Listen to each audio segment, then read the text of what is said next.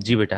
अब हम जो क्वेश्चन कर रहे हैं अपने पास, आपका क्वेश्चन है बुक का। क्वेश्चन लिखते हैं अपने पास पहले तो। क्वेश्चन जो है हमारे पास जो है वो लिखा हुआ है कि x x is equal to x square upon 2 plus 1/8। क्या है? x is equal to x square upon 2 plus 1/8। ये आपके पास क्या है? ये हमारा क्वेश्चन है, ठीक है ना। अब इस क्वेश्चन को हमें क्या करना है? सिंप्लीफाई करना है, सॉल्व करना है हमने। जब हम सॉल्व की बात करते हैं तो सॉल्व की कंडीशन हम कहते हैं to find the value of variable, ठीक है ना। तो हमें क्या करना है? वेरिएबल की वैल्यू फाइंड करनी है। तो इस इक्वेशन में हमारे पास क्या गिवन है? एक्स इन्वॉल्व है, तो इसका मतलब क्या हो गया? हमें एक्स की वैल्यू क्या करनी है? फाइंड करनी है। तो x की वैल्यू फाइंड करने के लिए हमें सबसे पहले काम क्या करना होगा? इस पूरे को सिंप्लीफाई करना होगा। अब सिंप्लीफिकेशन में सबसे पहला काम क्या होगा? एलसीएम निकालते हैं। तो एलसीएम कैसे निकालते हैं? नीचे वालों को आपस में मल्टीप्लाई करते हैं एंड देन क्रॉस मल्टीप्लाई। एक तरीका तो ये है, या फिर आप क्या कर दें? आप दोनों के डिनोमिनेटर सेम कर दें।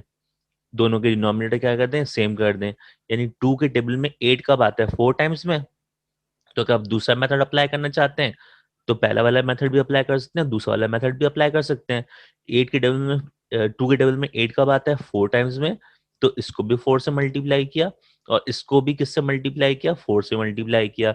इसका मतलब ये हो गया न्यूमरेटर को भी आपने मल्टीप्लाई किससे किया? 4 से मल्टीप्लाई किया। और डिनोमिनेटर को भी आपने किससे मल्टीप्लाई किया? 4 से मल्टीप्लाई किया। तो ये काम हुआ क्यों? ये काम आपने किया क्यों? आपने कहा कि मुझे भाई दोनों के डिनोमिनेटर क्या करने थे? सेम करने थे। तो मैंने दोनों के डिनोमिनेटर क्या कर दिए? सेम कर दिए। तो आपका हो गया 4x square plus 1 divide by 8। Divide किससे हो गया? 8 से। आप नहीं कहते दोनों के डिनोमिनेटर क्या हो गए? सेम हो गए। इसको 2 को मल्टीप्लाई किया किससे? 4 से, 8 बनाने के लिए। तो ये क्या हो गया? 4 2 जा 8 हो गया। दोनों के डिनोमिनेटर क्या हो गया? एक दफा लिख दिया 8। और ये जो है वो मल्टीप्लाई जिससे हुआ है 4 से, ऊपर वाली वैल्यू भी उसी से मल्टीप्लाई होगी। तो इसका मतलब 4 को एक्स स्क्वायर से मल्टीप्लाई करेंगे तो 4x स्क्वायर आ गया, प्लस 1 ऊपर वाला इसी रहा, ठीक है। या तो आप ऐसे एलसीएम निकाल दें, या फिर जो आपको मैंने पहले तरीका बताया था कि नीचे वालों को आपस में multiply and then cross multiply. तो दोनों के सोल्यूशन से आंसर जो है वो सेम ही आएगा। दोनों मेथड से आंसर जो आएगा आपका वो सेम ही आएगा। अब मैंने कहा कि अब ये क्या लिखा है? नीचे 8 है, यहाँ पे डिवाइड हो रहा है। वहां जाके क्या हो जाएगा? मल्टीप्लाई हो जाएगा। तो उसका मतलब कंडीशन क्या बन जाएगी? 8x is equal to 4x square plus 1। अब मैं क्या करूं भाई? मैं ये काम करता हूं कि 8x को ये यहाँ प्लस में हम आ जाएगा, क्या हो जाएगा? माइनस हो जाएगा। ये काम क्यों किया? एक्स स्क्वायर को शिफ्ट क्यों नहीं किया? क्योंकि मैंने कहा कि एक्स स्क्वायर की टर्म जो है वो ए जो है वो पॉजिटिव में लेके आ जाओ तो ज्यादा अच्छा है, ठीक है ना। तो मैंने इसको वहां पे शिफ्ट किया। तो ये 4x तो अपनी पोजीशन पे ऐसे ही रहा। ये वहां जाके क्या हो गया? माइनस का 8x हो गया। और ये वाला प्लस 1 ऐसे ही रहा, इक्वल टू क्या बचा? 0 बच गया। मुझे बताइए कि यहाँ पे ये क्या, ये क्वाड्रेटिक इक्वेशन बन गई? ये क्वाड्रेटिक इक्वेशन बन गई। अब पेपर में आपसे पूछा जाता है सॉल्व द क्वाड्रेटिक इक्वेशन, ठीक है ना, बाय यूजिंग क्वाड्रेटिक फॉर्मूला। तो फिर आपके लिए लाजिम है कि आप क्या अप्लाई करें? क्वाड्रेटिक फॉर्मूला अप्लाई करें। लेकिन अगर आपसे पेपर में कहता है सॉल्व द इक्वेशन, तो आपके पास ऑप्शन है।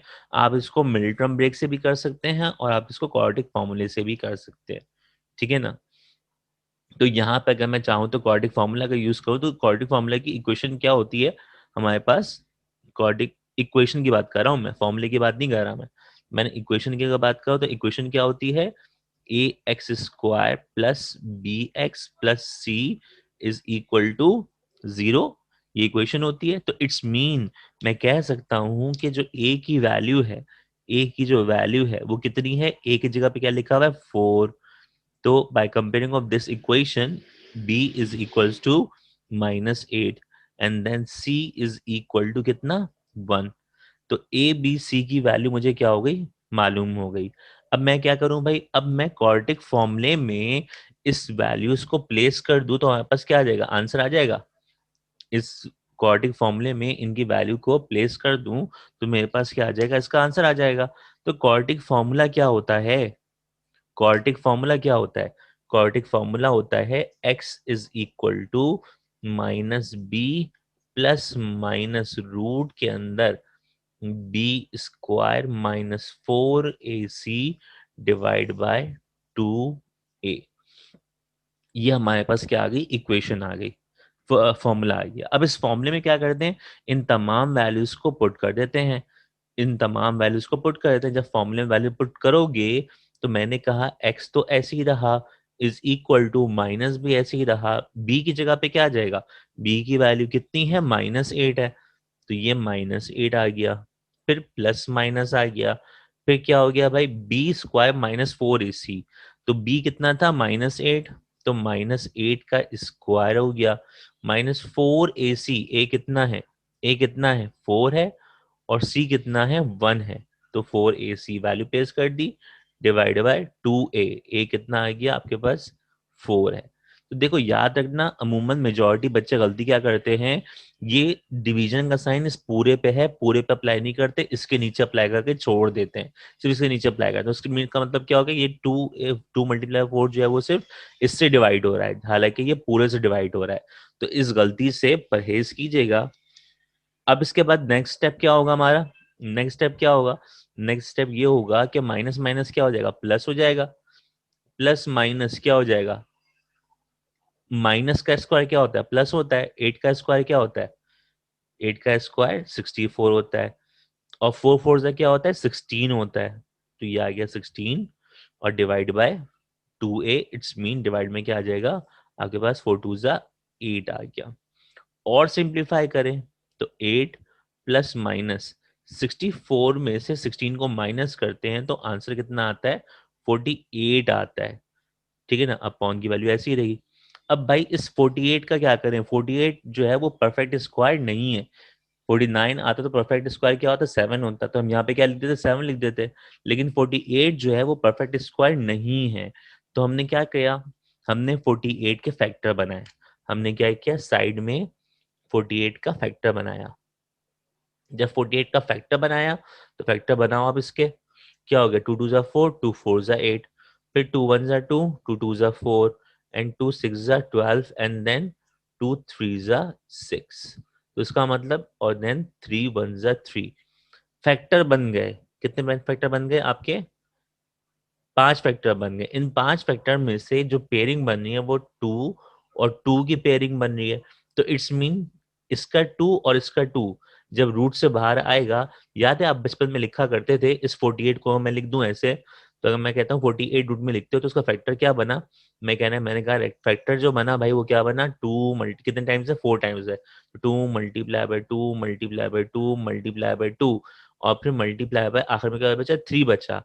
अब जो पेयर बना वो रूट से बाहर आ जाता है, जो पेयर बनता है वो रूट से बाहर आ जाता है, तो इसका पेयर बना 2, ये बाहर आया 2, और इसका पेयर बना 2, ये बाहर आया 2, 2 2 जा क्या हो जाएगा, 4 हो जाएगा, तो वही चीज यहाँ पे भी कर रहा हूँ, इसका पेयर बना 2, इसका पेयर बना 2, तो इसका मतलब 2 2 जा क्या हो गया, 4 हो गया, तो इसका मतलब ये हुआ कि रूट से बाहर जो आया वो क्या आ गया, रूट से बाहर जो आया वो क्या हो गया, 4 बाहर हो गया, ठीक है ना, और रूट के अंदर क्या बचा, सिर्फ और सिर्फ ये वाला 3 बचा, ये 3 आपका यहाँ पे आ गया, डिवाइडेड बाय क्या हो गया, 8 हो गया।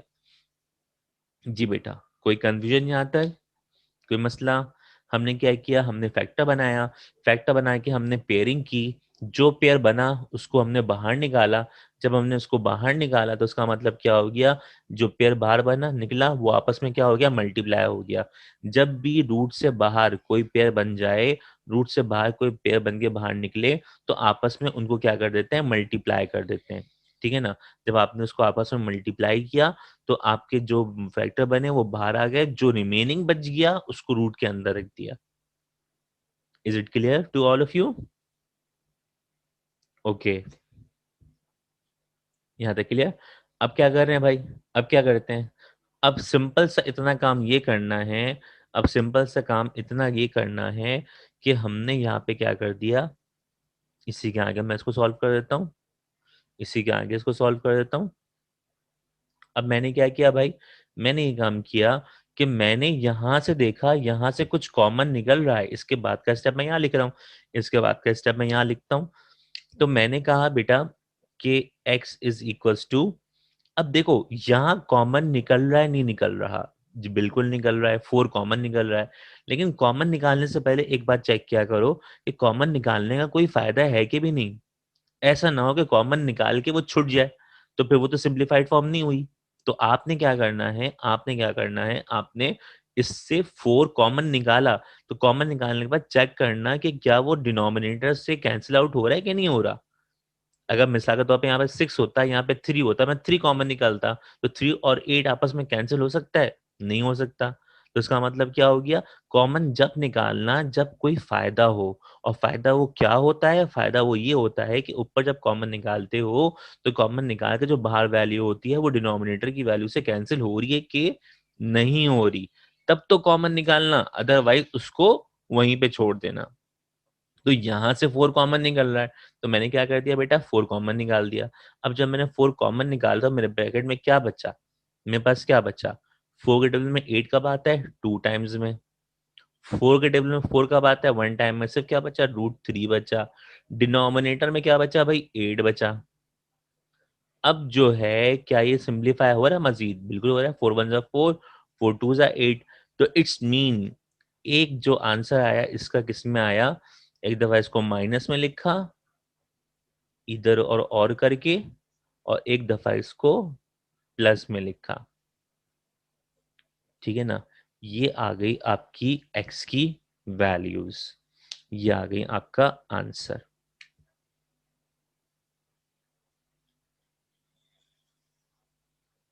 ठीक है बेटा, ये आ गया आपका आंसर। तो ये जो कंडीशन थी वो एक ऐसी कंडीशन थी, क्वेश्चन में मैंने आपको एक ऐसा क्वेश्चन करवा दिया कि जिसके अंदर हमारे पास जो है वो कंडीशन में यहाँ पे हमारे पास वैल्यू जो है वो पूरी सिंप्लीफाइड फॉर्म इस तरह से नहीं आई। यहाँ पे क्या बन गया, एक कंडीशन ऐसी आ गई जहाँ पे हमें रोकना पड़ा, ये एकदम आपस में ऐड भी नहीं हो सकता, ये आपस में माइनस भी नहीं हो सकता, तो यहाँ पे अभी क्या बन गई, ये कंडीशन बन गई। ठीक है, एक क्वेश्चन तो आपके पास ये आ गया। ठीक है, आई होप आपने इसको स्क्रीनशॉट ले लिया हो, या फिर आप इस वीडियो को थोड़ा सा रिवाइंड करके आप इसको दोबारा से चेक कर सकते हैं, दोबारा से देख सकते हैं आप इसको। जितनी बार देखें आप, आपके लिए उतना आसानी है, आपके लिए उतना फायदेमंद है क्वेश्चन। ठीक है ना, तो एक टाइप तो मैंने ये आपके पास कर दी ना। अब मूव करेंगे नेक्स्ट टाइप पे। ठीक है ना, मूव करेंगे नेक्स्ट टाइप पे, मतलब नेक्स्ट क्वेश्चन पे। ठीक है, तो क्वेश्चन देखते हैं क्या है हमारे पास। जी भाई, नेक्स्ट क्वेश्चन हमारे पास है, देखें आप, आपके पास है 3x+1 is equal to 14x+2। 3x+1 is equal to, root के अंदर है 14x+2। तो इसका मतलब क्या हो गया कि आपको मैंने इस तरह के बहुत सारे क्वेश्चंस करवाए हैं, और मजीद मैं आपको करवाऊंगा इस तरह के क्वेश्चंस। तो इस क्वेश्चन में करना क्या है, इस क्वेश्चन में करना क्या है, आप बताएं मुझे, पहला स्टेप क्या होना चाहिए कि किस तरह के क्वेश्चन हम कर चुके हैं। यस एग्जैक्टली, बिल्कुल गुड, शाबाश। इसके लिए पहले हम क्या करेंगे, स्क्वायरिंग बोथ साइड करेंगे। ठीक है ना, जब हम इसकी स्क्वायरिंग बोथ साइड करते हैं, जब हम इसकी स्क्वायरिंग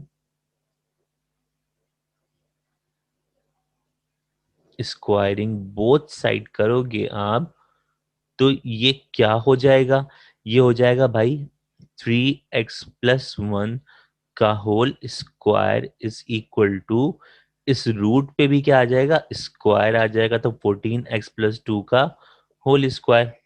तो क्या हो गया बेटा, बेटा ये हो गया स्क्वायर से रूट कैंसिल, ये क्या हो गया, स्क्वायर से रूट कैंसिल। जबकि लेफ्ट हैंड साइड पे बेटा अमूमन आप लोग ये गलती कर देते हो कि ये स्क्वायर जो है वो 3x पे भी अप्लाई कर दिया, ये स्क्वायर जो है 1 पे भी अप्लाई कर दिया, तो 3x का होल स्क्वायर हो गया 9x+1।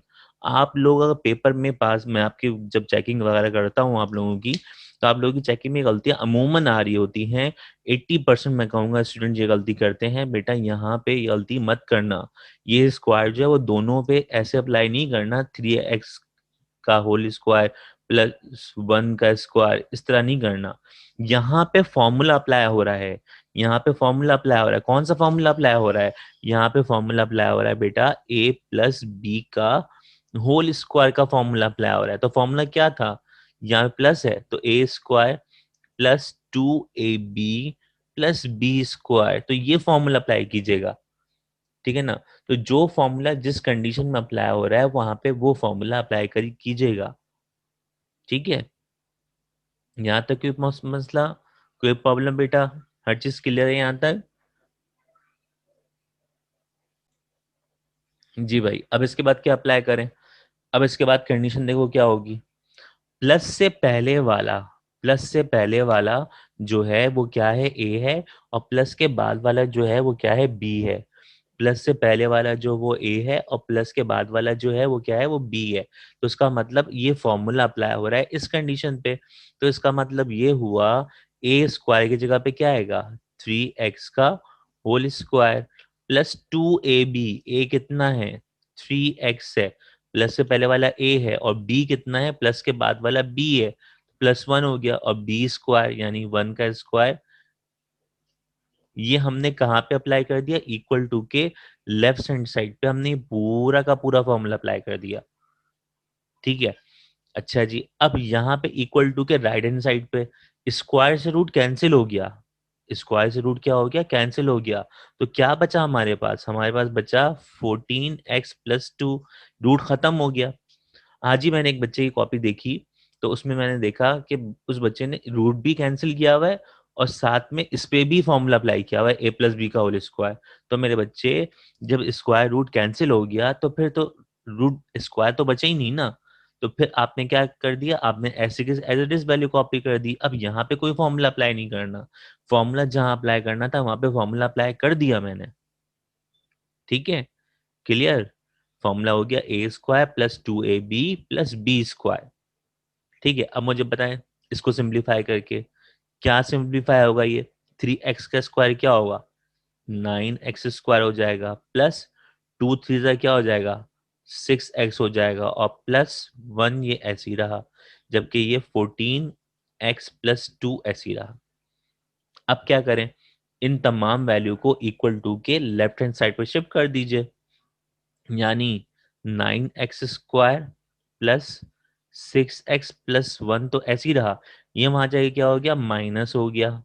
और ये भी वहां जाके क्या हो गया? माइनस हो गया। तो राइट हैंड साइड पे क्या बचा? 0 बचा, कुछ भी नहीं बचा। और सिंप्लीफाई अगर करें इसको तो क्या सिंप्लीफाई हो रहा है? 9x स्क्वायर तो एज इट इज रहा, 6x-14x। तो प्लस माइनस क्या हो गया? माइनस। साइन बड़े वाले का आता है तो माइनस हो गया। तो 14 में से 6 गया तो कितना बचा? 8 बचा। और प्लस माइनस माइनस हो गया, साइन बड़े वाले का आता है तो 1 - 2 कितना हो गया? -1 आ गया। तो ये बन गई आपकी इक्वेशन। ये आपकी क्या बन गई? Quadratic equation. अब आपकी मर्जी है, या तो आप इसको मिडिल टर्म ब्रेक से करें या फिर क्वाड्रेटिक फॉर्मूले से करें, ठीक है। तो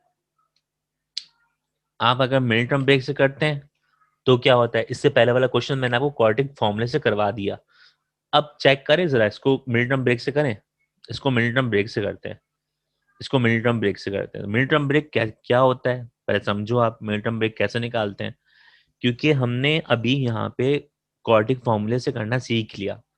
अब आप क्वाड्रेटिक फॉर्मूला अप्लाई करके a की वैल्यू 9, b की वैल्यू -8 और c की वैल्यू -1 रख के प्लेस करके आंसर निकाल लो। क्वाड्रेटिक फॉर्मूले से भी निकाल सकते हो।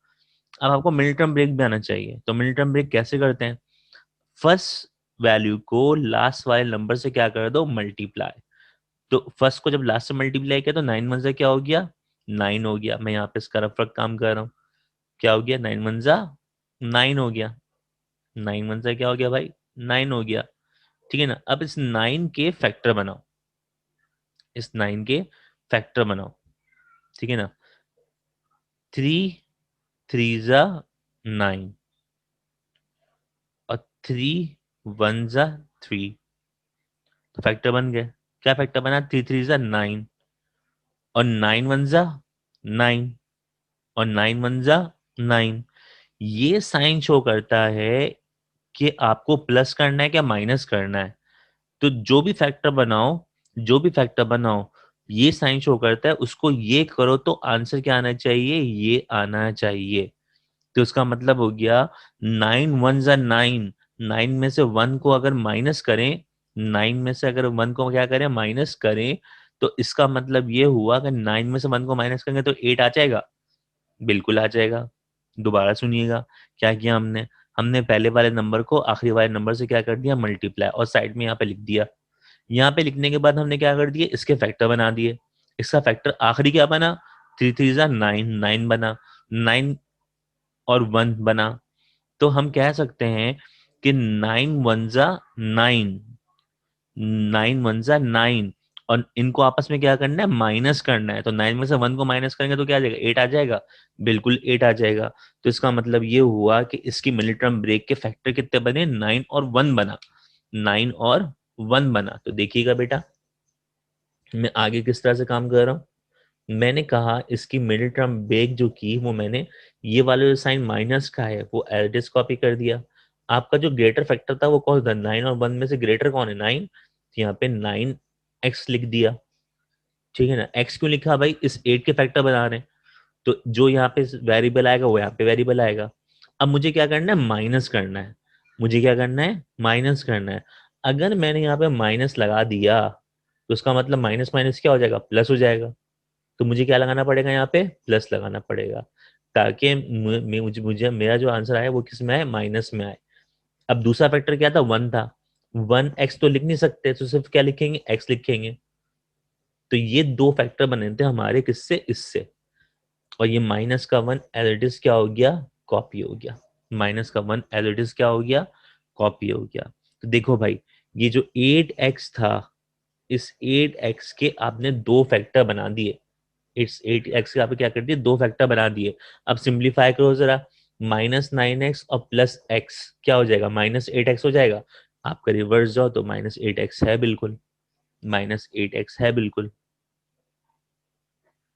क्लियर, क्लियर बेटा। क्या किया, दो फैक्टर बनाए, 9 और 1। 9 में से 1 माइनस किया तो कितना आ गया, 8 आ गया। तो आपने इसके दो फैक्टर बना दिया। ठीक है, आप चाहें तो इसको क्वाड्रेटिक फॉर्मूले से भी कर सकते हैं, बिल्कुल कर सकते हैं।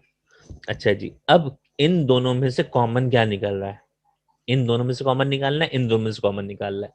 इनमें से कॉमन क्या निकल रहा है, बिल्कुल सही, क्या कॉमन निकल रहा है, 9x कॉमन निकल रहा है। तो 9 बाहर आ गया, 2x में से 1x बाहर आ गया तो 1x बचा, माइनस ये रहा, 9x पूरा का पूरा बाहर आ गया तो क्या बचा, 1 बचा, बिल्कुल सही। प्लस बाहर निकाला, +1 कॉमन निकाला, क्योंकि कॉमन तो कुछ निकल नहीं रहा। तो +1 बाहर कॉमन निकाल दिया तो ब्रैकेट में क्या बचेगा, x-1 बचेगा। तो इसका मतलब ये दो फैक्टर क्या आ गए, सेम आ गए। अगर दो फैक्टर सेम आए कॉमन निकालने के बाद, तो इसका मतलब ये हुआ कि आपने मिडिल टर्म ब्रेक जो की है वो क्या की है, बिल्कुल परफेक्ट की है। ठीक है, तो एक दफा जो आपने कॉमन निकाला उसका एक फैक्टर बनाया, और एक दफा फैक्टर उसका बनाया जो आपने क्या किया, ये किया, जो कॉमन निकल के बना था। अब बारी बारी लिख दें, एक दफा 9x+1 = 0, और एक दफा x-1 = 0। यहां से x की वैल्यू निकालेंगे तो क्या हो जाएगी, ये यहाँ +1 था, वहां जाएगा क्या हो गया, -1 हो गया। ये 9 जैसे मल्टीप्लाई हो रहा है, वहां जाएगा क्या हो गया, डिवाइड हो गया। इस तरह से x की वैल्यू यहाँ पे कितनी आ गई, यहाँ पे -1 थी, वहां जाएगी क्या हो गई, +1। तो देयरफॉर इन द एंड आपने क्या कह दिया, आपका जो सोल्यूशन सेट बना वो क्या बना, आपने कह दिया x की वैल्यू जो है वो आपकी कितनी आ गई,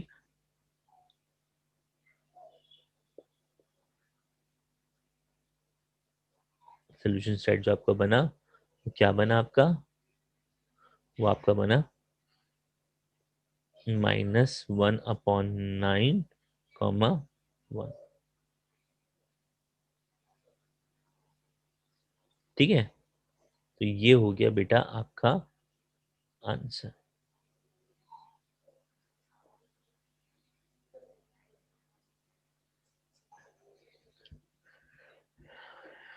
ठीक है, क्लियर है।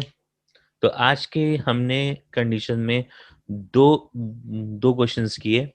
एक हमने किया फ्रैक्शन वाला जिसके अंदर हमारा जो है वो एक रूट के ही अंदर आके आंसर रुक जा रहा था, और एक हमने सवाल किया उसको हमने क्वाड्रेटिक फार्मूले से किया, और इस सवाल को हमने किससे किया, अपने मिलिट्रम ब्रेक से किया। तो आज के लेक्चर के अंदर आपने दो चीजें, दो डिफरेंस नोट किया। एक को मैंने क्वाड्रेटिक फार्मूले से किया और एक को मैंने मिलिट्रम ब्रेक से किया। एक कंडीशन तो वो हो गई, और दूसरी कंडीशन दोनों के अंदर क्या डिफरेंस था, उसके अंदर वैल्यू जो थी क्वेश्चन की वो अलग तरीके से वैल्यू थी, फ्रैक्शन वैल्यूज थी, उसको पूरा सिंप्लीफाई करना पड़ा, और यहाँ पे कंडीशन थी इसके अंदर रूट लगा हुआ था। ठीक है, तो आई होप आपको दोनों क्वेश्चंस आज के समझ में आए होंगे। ठीक है, कोई क्वेश्चन है तो बेटा आप लोग लाजमी कांटेक्ट कर सकते हैं। ठीक है, जब तक के लिए अब नेक्स्ट क्वेश्चन करेंगे इंशाल्लाह, फिर नेक्स्ट क्लास में मुलाकात होगी। जब तक के लिए अल्लाह हाफिज़ बेटा, अपना बहुत ज़्यादा ख्याल रखिएगा। टेक केयर, अल्लाह हाफिज़।